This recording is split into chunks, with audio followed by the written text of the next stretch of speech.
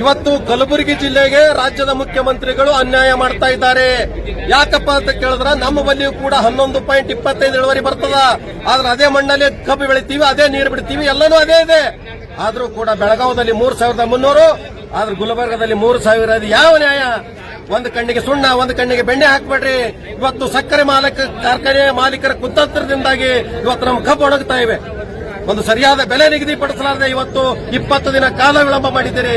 ದಯವಿಟ್ಟು ಸರ್ಕಾರ ಎಚ್ಚೆತ್ತುಕೊಂಡು ಈ ಭಾಗದಾಗ ಕೂಡ 3,300 ರೂಪಾಯಿ ಕೊಡ್ಲಕ್ಕ ಆದ್ಯತೆ ನೀಡಬೇಕು. ಇಲ್ಲಪ್ಪ ಅಂತಂದ್ರ ರೈತರು ನಿಮಗೆ ಶಾಪ ಹಾಕ್ತಾರ. ಯಾಕಪ್ಪ ಅಂತಂದ್ರೆ ಇವತ್ತಿನ ದಿನ ಭೀಮಾ ನದಿ ಪ್ರವಾಹ, ಅತಿವೃಷ್ಟಿಯಿಂದ ಬೆಳೆ ಹಾಳಾಗ್ಯದ. ಇವತ್ತು ರೈತನ ಕೈಯಲ್ಲಿ ದುಡ್ಡಿಲ್ಲ, ಇರುವುದು ಬೆಳೆ ಮಾತ್ರ ಕಬ್ಬು.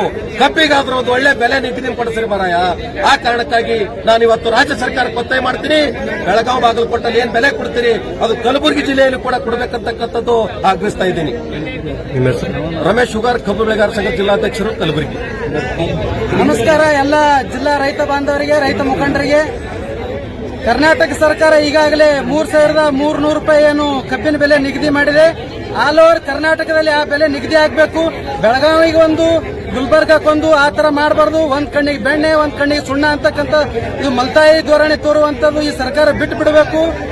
ಒಂದ್ ವೇಳೆ ನೀವು ಇದನ್ನು ಎಚ್ಚೆತ್ತುಕೊಳ್ಳಿಲ್ಲ ಅಂದ್ರೆ ಮುಂದಿನ ದಿನಮಾನಗಳಲ್ಲಿ ನೀವು 4 ಸರ್ಕಾರದ ಈ ಸರ್ಕಾರ, ನಾವು ರೈತರೆಲ್ಲರೂ ಕೂಡಿ ಈ ಸರ್ಕಾರವನ್ನು ಮಟ್ಟ ಈ ಸರ್ಕಾರವನ್ನು ನಾವು ನೆಲಸಮಗೊಳಿಸ್ತೀವಿ.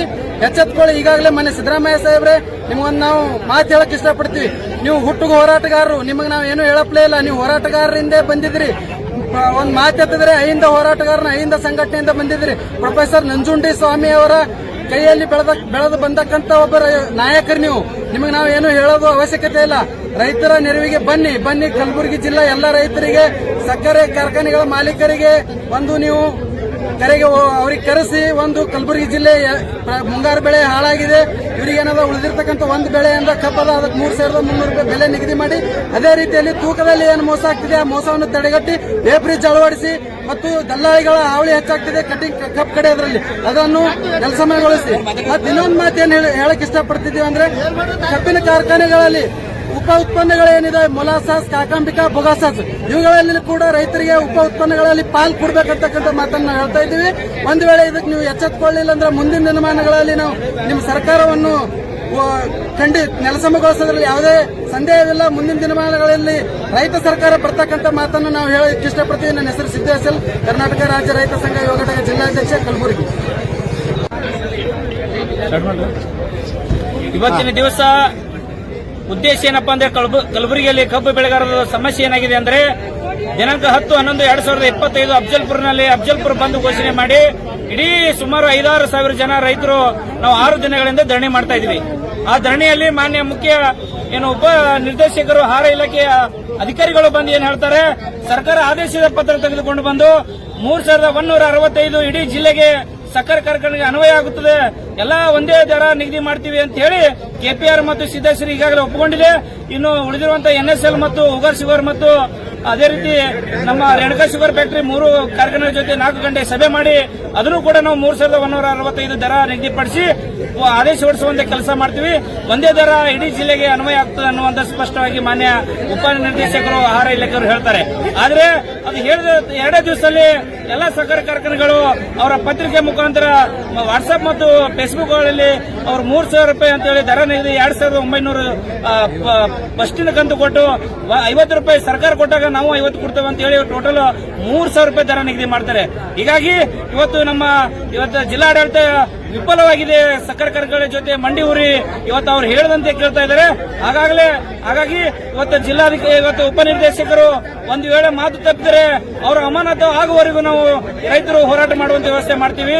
ಈ ಜಿಲ್ಲಾಧಿಕಾರಿಗಳು ಬರೇ 4 ಗೋಡೆಗಳ ಮಧ್ಯದಲ್ಲಿ ಇವತ್ತು ಅವರು ಸಭೆ ಮಾಡುವ ಮುಖಾಂತರ ಇಷ್ಟೇ ರೈತರ ಸಭೆಗಳು ಮಾಡ್ತಾ ಇದ್ದಾರೆ. ಆದರೆ ರೈತರ ಹೋರಾಟಕ್ಕೆ ಬರೋದಾಗ್ಲಿ, ರೈತರ ಹೋರಾಟಕ್ಕೆ ಮನವಿ ತೆಗೆದುಕೊಳ್ಳೋದಾಗ್ಲಿ, ರೈತರ ಸಮಸ್ಯೆಗಳನ್ನು ಕೇಳುವಂತದ್ದು ಇವತ್ತು ವ್ಯವಸ್ಥೆ ನಮ್ಮ ಮಾನ್ಯ ಜಿಲ್ಲಾಧಿಕಾರಿಗಳು ಇಲ್ಲ. ಹಾಗಾಗಿ ಮಾನ್ಯ ಉಸ್ತುವಾರಿಗಳೇ ನಾನು ನೇರವಾಗಿ ಇವತ್ತು ನಿಮಗೆ ಕೇಳ್ತಾ ಇದ್ದೀನಿ, ನೀವು RSS ಪಥ ಸಂಚಲನ ಇದು ಸರ್ಕಾರಿ ಜಾಗಗಳಲ್ಲಿ ಆಗಬಾರ್ದು ಅಂತೇಳಿ ಮಾನ್ಯ ಸಿಎಂ ಅವರಿಗೆ ಪತ್ರ ಬರೀತೀರಿ. 24 ಗಂಟೆದಲ್ಲಿ ಅದು ಆದೇಶ ಬರುತ್ತೆ. ಸರ್ಕಾರಿ ಜಾಗದಲ್ಲಿ ಯಾರು ಇವು ಕಾರ್ಯಕ್ರಮ ಸಭೆ ಮಾಡಬಾರ್ದು ಅಂತ ಹೇಳಿ. ಆದ್ರೆ ನೀವು ಕಬ್ಬು ಬೆಳೆಗಾರರ ಸಮಸ್ಯೆ ಬಗ್ಗೆ ಯಾಕೆ ಸಿಎಂ ಅವರಿಗೆ ಮನವಿ ಸಲ್ಲಿಸ್ತಾ ಇಲ್ಲ, ಯಾಕೆ ನೀವು ಪತ್ರ ಬರೀತಾ ಇಲ್ಲ? ಹಾಗಾಗಿ ನೀವು ರೈತರಿಗೆ ದ್ರೋಹ ಮಾಡುವಂತ ಸರ್ಕಾರ ಇದೆ ನಿಮ್ದು ಸರ್ಕಾರ. ರೈತರು ಇವತ್ತು ಬೆಳಗಾವಿ ಭಾಗದಲ್ಲಿ 3,300 ಕೊಟ್ರೆ, ನಮ್ಮ ಭಾಗದಲ್ಲಿ ಇವತ್ತು 3,000 ಸರ್ಕಾರ ಇವತ್ತು ಸಕ್ಕರೆ ಕಾರ್ಖಾನೆಗಳು ಒಪ್ಪಿಕೊಂಡಿದ್ದಾರೆ. ಆದರೆ ರೈತರು ಒಪ್ಪಿಲ್ಲ. ನಿಮಗೆ ಏನು ಮಾನವೀಯತೆ ಇದ್ರೆ ಮಾನ್ಯ ಉಸ್ತುವಾರಿಗಳಿಗೆ ನಿಮಗೆ ಏನಾದರೂ ಮಾನವೀಯತೆ ಇದ್ರೆ ಕೂಡಲೇ ಇವತ್ತು ರಾಜ್ಯ ಸರ್ಕಾರ ಪತ್ರ ಬರೆದು ಇವತ್ತು ಬೆಳಗಾವಿ ಭಾಗದಲ್ಲಿ 3,300 ಏನಾಗಿದೆ, ಅದೇ ರೀತಿ ನಮ್ಮ ಭಾಗದಲ್ಲೂ ಕೂಡ ಇವತ್ತು 3,165ಕ್ಕೆ ನಾವು ರೈತರು ಒಪ್ಪಿಕೊಂಡಿದ್ದೀವಿ. ಅದೇ ದರ ನಿಗದಿ ಮಾಡಿ ನೀವು ಇವತ್ತು ಹೊರಡಿಸಬೇಕು. ಏನಾದರೂ ನೀವು ರೈತರಿಗೆ ಈ ತರ ದ್ರೋಹ ಮಾಡುವಂತ ಕೆಲಸ ಮಾಡಿದ್ರೆ ಮುಂದಿನ ದಿನಮಾನದಲ್ಲಿ ಇವತ್ತು ನೀವು ಎಲ್ಲೇ ಬರಲಿ ನಿಮಗೆ ಕೆರೆ ಹಾಕುವಂತ ವ್ಯವಸ್ಥೆ ಮಾಡ್ತೀವಿ. ಮತ್ತೆ ಇವತ್ತು ಜಿಲ್ಲಾಡಳಿತ ಇವತ್ತು ದೇವರಿಗೆ ಹರಕೆ ಬೇಡ್ಕೊಂಡು ಇವತ್ತು ಇಂತಹ ಜಿಲ್ಲಾಧಿಕಾರಿಗಳನ್ನು ನಮ್ಮ ಜಿಲ್ಲೆಗೆ ತಂದಿದ್ದೀರಾ. ಇವತ್ತು ಯಾವುದು ರೈತರ ಒಂದು ಕಷ್ಟಕ್ಕೆ ಸ್ಪಂದಿಸ್ತಾ ಇಲ್ಲ.